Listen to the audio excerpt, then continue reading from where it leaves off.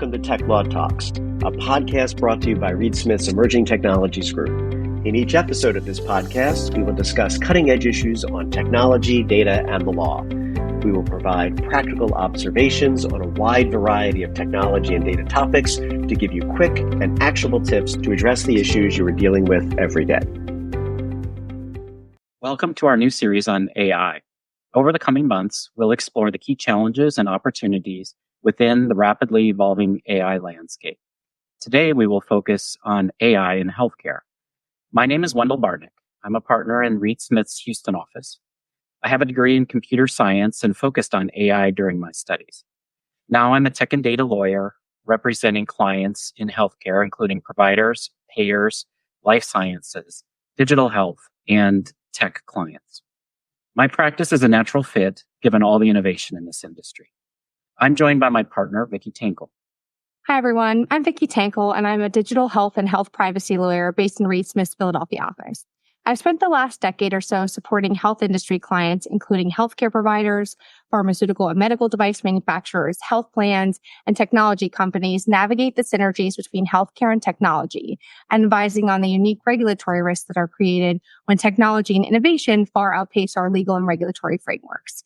And we're oftentimes left managing risks in the gray, which as of today, July 30th, 2024, is where we are with AI in healthcare. So when we think about the use of AI in healthcare today, there's a wide variety of AI tools that support the health industry. And among those tools, a broad spectrum of the use of health information, including protected health information or PHI regulated by HIPAA, both to improve existing AI tools and to develop new ones. And if we think about the spectrum as measuring the value or importance of the PHI, the individual's identifiers themselves, it may be easier to understand at the far ends of the spectrum and easier to understand the risks at each end. Regulators in the industry have generally categorized use of PHI in AI into two buckets, low risk and high risk. But the middle is more difficult and where there can be greater risk because it's where we find the use or value of PHI in the AI model to be potentially debatable. So on the one hand of the spectrum, for example, the lower risk end, there are AI tools such as natural language processors, where individually identifiable health information is not centric to the AI model, but instead, for this example, it's the handwritten notes of the healthcare professional that the AI model learns from.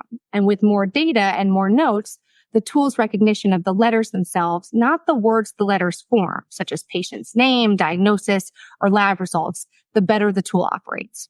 Then on the other hand of the spectrum, the higher risk end, there are AI tools such as patient-facing next best action tools that are based on an individual's patient medical history, their reported symptoms, their providers, their prescribed medications, potentially their physiological measurements, or similar information. And they offer real-time customized treatment plans with provider oversight. Provider-facing clinical decision support tools similarly support the diagnosis and treatment of individual patients based on individuals' information. And then in the middle of the spectrum, we have tools like hospital logistics planners. So think of tools that think about when the patient was scheduled for an x-ray, when they were transported to the x-ray department, how long did they wait before they got the x-ray, and how long after they received the x-ray were they provided with the results. These tools support population-based activities that relate to improving health or reducing costs, as well as case management and care coordination. Which begs the question, do we really need to know that patient's identity for the tool to be useful? Maybe yes, if we also want to know the patient's sex, their date of birth, their diagnosis, date of admission. Otherwise, we may want to consider whether this tool can be done and be effective without that individually identifiable information. What's more is that there's no federal law that applies to the use of regulated health data in AI. HIPAA was first enacted in 1996 to encourage healthcare providers and insurers to move away from paper, medical, and billing records and to get online. And so when HIPAA has been updated over the years, the law still remains outdated in that it does not contemplate the use of data to develop or improve AI. So we're faced with applying an old statute to new technology and data use. Again, operating in a gray area that's not uncommon in digital health or for our clients. And to that end, there are several strategies that our HIPAA regulated clients are thinking of when they're thinking of permissible ways to use PHI in the context of AI. So treatment, payment, healthcare operations activities for covered entities, proper management and administration for business associates, Certain research activities and individual authorizations or de-identified information are all strategies that our clients are currently thinking through in terms of permissible uses of PHI in AI. So even though HIPAA hasn't been updated to apply directly to AI, that doesn't mean that HHS has ignored it. So AI, as we all know, has been used in healthcare for many years. And in fact, HHS has actually issued some guidance previously. But the White House's Executive Order 14110 back in the fall of 2023, which was called Safe, Secure, and Trustworthy Development and Use of Artificial Intelligence, jump-started additional HHS efforts. So I'm going to talk about 7 items in that executive order that apply directly to the health industry. And then we'll talk about what HHS has done since this executive order. So first, the executive order requires the promotion of additional investment in AI and just to help prioritize AI projects, including safety and privacy and security.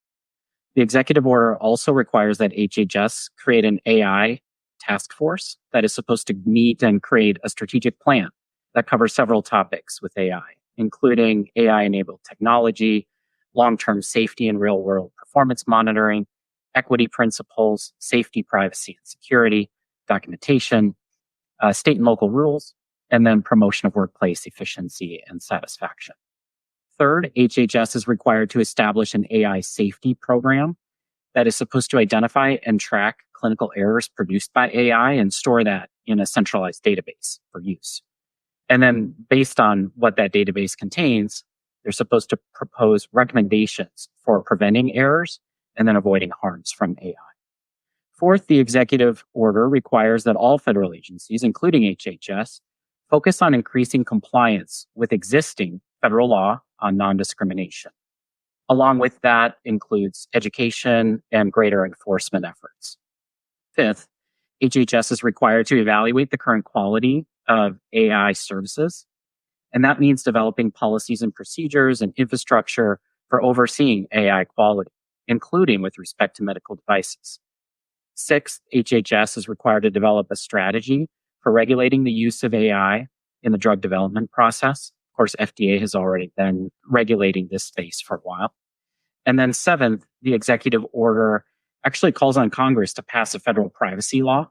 But even without that, HHS's AI task force is including privacy and security as part of its strategic plan. So given those 7 requirements really for HHS to cover, what have they done since the fall of 2023? Well, as the end of July 2024, HHS has created a funding opportunity for applicants to receive money if they develop innovative ways to evaluate and improve the quality of healthcare data used by AI. HHS has also created the AI task force, and many of our clients are asking us, about AI governance. What can they do to mitigate risk from AI? And HHS has, the task force has issued a plan for state, local, tribal, and territorial governments related to privacy, safety, security, bias, and fraud. And even though that applies to the public sector, our private sector clients should take a look at that so that they know what HHS is thinking in terms of AI governance. Along with this publication, NIST also produces several excellent resources that companies can use to help them with their AI governance journey. Also important is that HHS has recently restructured internally to try to consolidate HHS's ability to regulate technology and areas connected to technology and place that under ONC. And ONC, interestingly enough, has posted job postings for a chief AI officer, a chief technology officer, and a chief data officer. So we would expect that once those roles are filled, they will be highly influential in how HHS looks at AI, both internally and then also externally, and how it will impact the strategic thinking and position of HHS going forward with respect to AI. Our provider and tech clients have also been interested in how AI and what HHS is saying affects certified health IT. And earlier this year, actually, ONC published the HTI-1 rule, which, among other things, establishes transparency requirements for AI that's offered in connection with certified health IT. And that rule, the compliance deadline for that rule is December 31st of this year. HHS has also been involved in focusing on non-discrimination, just as the executive order requires. And so our clients are asking, can they use AI for certain processes and procedures? And in fact, it appears that HHS strongly endorses the use of AI in technology and improving patient outcomes, et cetera. They've certainly not published anything that says AI should not be used. And in fact, CMS issued a final rule this year and FAQs that clarified that AI can be used to process claims under Medicare Advantage plans as long as there's human oversight and all other laws are complied with.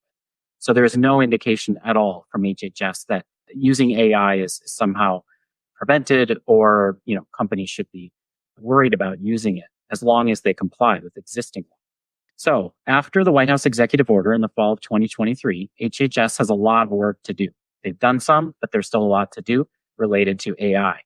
And we should expect more guidance and activity in the second half of 2024. Tech Law Talks is a Reed Smith production. Our producers are Allie McCardle and Shannon Ryan.